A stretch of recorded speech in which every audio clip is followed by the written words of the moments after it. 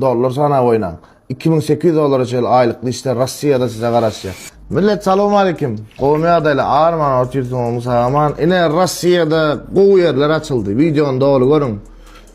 2200 dollardan 2800 dollara çeldi. Dine rubl del dollar sana yağlı.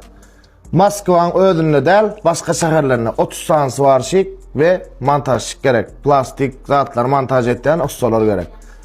60 tane montaj gerek, 30 tane svarışık gerek. Çakılık bir ay bir yarım aya çıkya diplomu bolmalı svarışık deyip. Montajıga gerek de, Rusça bilmek gerek de, Türkmençe kuda suda, ne suda, be sudanı bilsen oldu, başka dat gerek de. Dinlen aylık adayları bombadır. 2002'den 2008'de çeldi. Canınız sağ olsun. Prosto tak, bunyaldı tədeligi, bunyal şans yitirmen. Dine dollar sana oynan. 2800 dolara çel aylıklı işte Rossiyada size karşı. Canınız sağ olsun. Like, repost emme bilen paylaşın ve konkurs devam ediyor. Biz 90 bine bir iPhone'a geldik. Şu an 92 bin oldu. Bu sizin sayenizde oldu. Netip olsa ayın 7'sine 10 bin manatlen daha sonra gidenle daha sonra gelip İslam Tıma Predators bilen konkurs cemleyez. Ayın ya 5'e ya 7'sine iPhone'a moyas 10 bin manat pul bayrağına şoğum beriyaz. Dünkü geleceğimde berdiyen adamlar plus yazdır nesip oluşa geleceğimde verecek daydamda. Canınız sağ olsun. Like, repost emme bilen paylaşın. Biz sizin yanınızda hormatlı vatandaşlar. Allah'ım millet.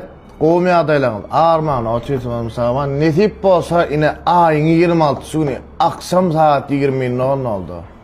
Tama peredrizasiya, İslam ve solo Mekan Çarguliev, Quvonch Malchi, Zara Muhammedova ve Davud 696 ulu bir şov olacaktır. Bu yerdeki mekanın blogerlerden hiç vaqt aydımçı bolan okdiyen söz üçün yüzleştiriyat. Bär dediğine öz ara düşünüşmeli. Başka da üçün değildir. O son İslam bilen bellisi olan ortasındaki bolup geçen vakalar näme sebepten ayrıldı. Şu zatlara da nokot koyas. Quvonch Malchi va netip boda mekan bilen şu sonra ikisi söğüşler şolong arasını düzeltmek için şu şov geçirilecektir. Netip bolsa şova qarasın. Qatı bet şov. İnşallah rekordu dövmeli. O tədarükler bilen, blogerler bilen şu tayda, o dişkerlere bilen şu tayda qoğu şovu olacaktır. 9:10 oldu akşam 26 günü. Bizim ofiste kerven seyahada ofisinde olacaktır. İslam bilen soğladı sonra verip biliyaz. Quvoncha, Zara, Davud emmesine sonra verip biliyaz. Grant derim gelyandır. Qaday kardeşim. Nesip boza betinden bir şovu qarasın. Nesip etse. Canınız sağ olsun. İslam köp sorular sanadır yana.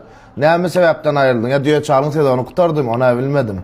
Nesip edin, canınız sağ olun. Like, repost emme bilen paylaşın. Esselamu aleyküm hormatlı adamlar. Şu videonu doğru görün. Bize 200 dolar aylık beriyaz tercümeçi gerek. Ors dilinden İngilizce gerek de Ors bilen Türk dilini tercüme edip bilecek ayal erkek işkar gerek. Kemme bilen paylaşın. 200 dolar aylık, 4000 manat aylık turda oylu dokümentalini işleyecek. Ayal qıyıl gerek. Hökman suratda paylaşın. Sroşni adayda gerek. Yine bugün yine de qoğu havarlar. Yine geleceğimizden 2 tane red alttım. Yanlış dokümentlerine doğru adayda resmi namını tayinlap verdik. Nesime de ne biletini aldı. Doğru mu gelecek? Doğru, 2 saat sardım abi. Hayırlı gör. Sağa mangadın. Gecenin turist vizalar var arada. Dige tort toptu yerden birinci. Sağ olun. Sağamanların gezenin jetmeyi isteseniz turist vize ikamet vizalar almazsadan bizimle avarlaşın.